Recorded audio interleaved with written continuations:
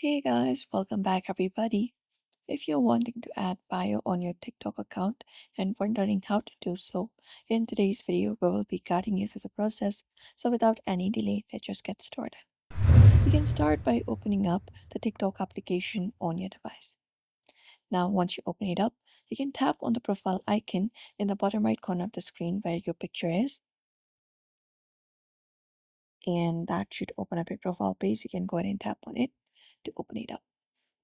Once you open it up, your profile piece appears here. Now you just need to go ahead and find the option for editing your profile. So head over and find the option for edit profile. Tap on the edit option right beside your username.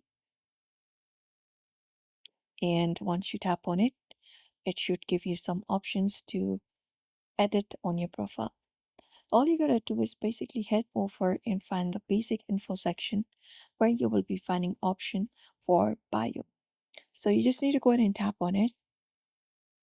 And once you go ahead and tap on it here, you can just go ahead and type in your bio that you would like to fill out on your screen. So you can just go ahead and type in the perfect TikTok bio for yourself.